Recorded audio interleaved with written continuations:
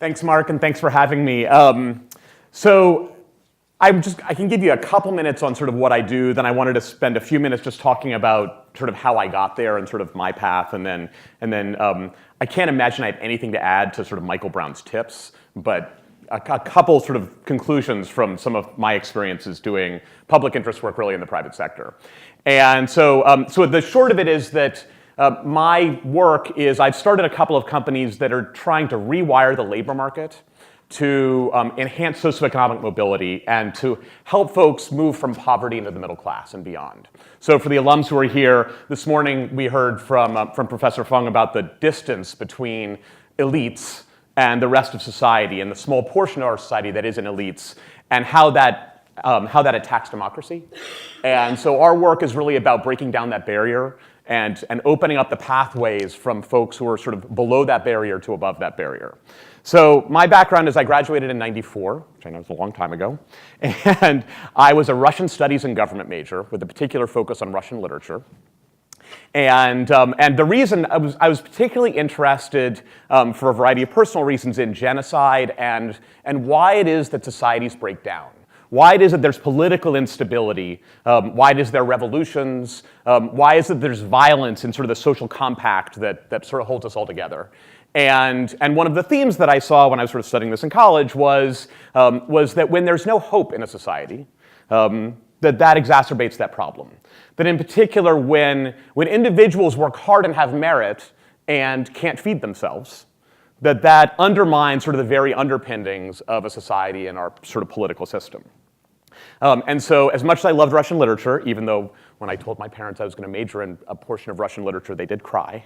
But after doing that, I went to a graduate program in England in economics, and then got an opportunity to come back to go to the law school and get a fellowship there where I took a few law classes, but a bunch of what I was doing was sort of research and writing, with the idea that I'd become a professor. And my thought was that a professor was a good platform to basically be a public intellectual, and to do a bunch of other projects that would allow me to move the needle on this.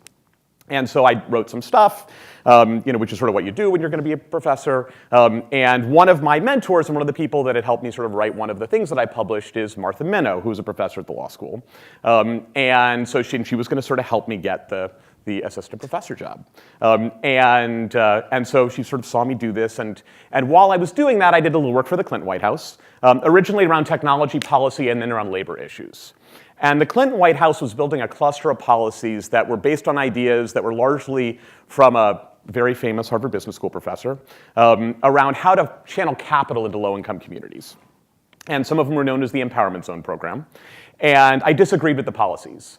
And the basic idea was that low-income communities at the time were often proximate to central business districts, and as a result, they could be good retail and distribution markets. And so the policies were built essentially with that idea, and I disagreed with the policies. I said it may be true that a low-income community is an untapped retail or distribution market, but more significantly, it's an untapped talent market. And it's an untapped talent market because the market for talent's based on resumes. Resumes correlate with socioeconomic background and race and gender, all kinds of other things that should have nothing to do with whether or not someone's good in a job, and they don't necessarily tell you whether or not someone's going to be good at a job. And so my college roommate at Harvard was working for D.E. Shaw, which is a hedge fund, and they were applying data to financial markets to get them to work better. And so I said, what if we applied large amounts of data to that problem, to a better job of putting people in the jobs they'd be best in? Organizations would get better talent, and everyone would be happy. Folks in the community who are the best in the job would get the job. The organizations would get a better person. It would all be good. The Harvard Business School professor is still more famous than me. And at the time, they said, he's more famous than you are going with him, was essentially the conclusion. So I lost the argument, went back to sort of my academic path, and Professor Minow said, you really want to do this. When Michael Brown talked about passion, she said, when you talk about this problem, there's a sparkle in your eyes. You are passionate about this. You don't seem that passionate about writing your next published paper. And so I took the hint. And she said, I'll tell you what, maybe there's some ways that we could sort of make this all work. And so I got a little bit of money, and I moved to Baltimore because it was a post-industrial city. And so I was looking for a place that had macroeconomic shocks to be able to test the theory. And I started a nonprofit organization that was originally, today you would describe as a simple AI platform. But what you're doing is applying data essentially to route folks from low-income communities who would be great software engineers into software engineering jobs. But I couldn't get anyone to give me any money.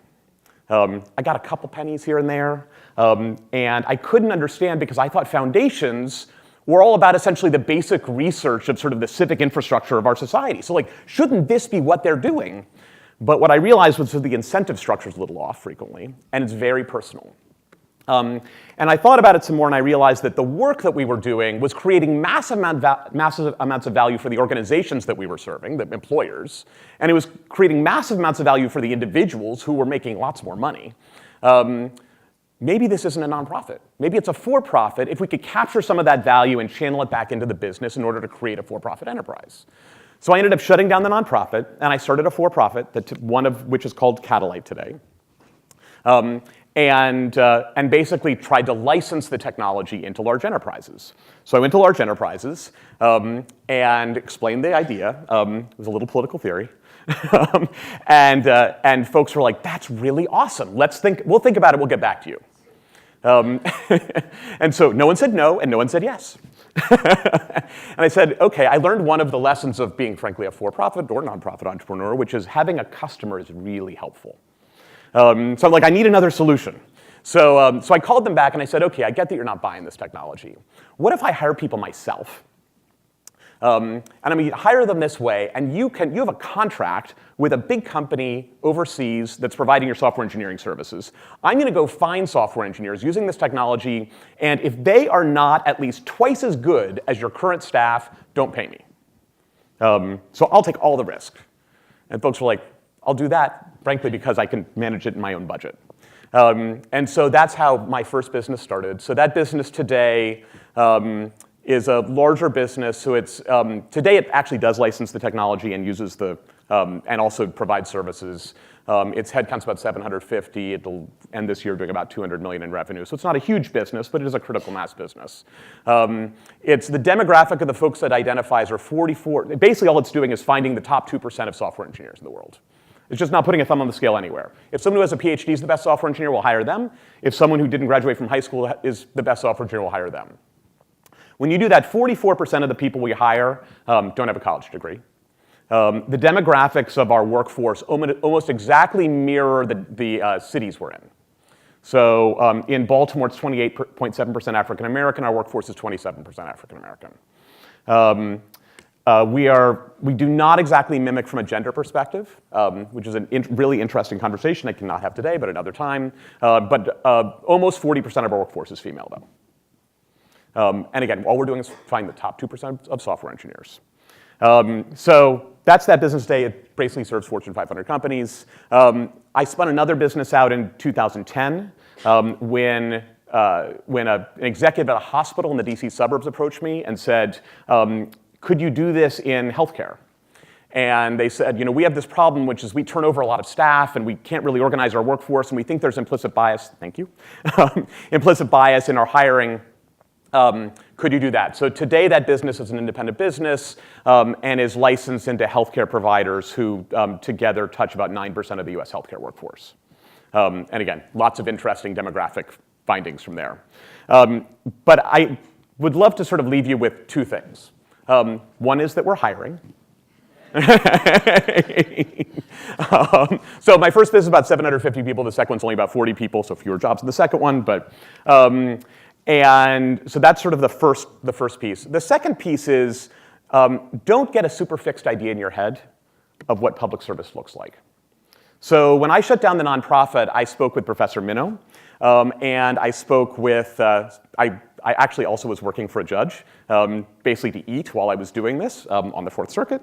And I said to Judge Motz, I said, I think that if I do a for-profit company, I'm going to be a bad person.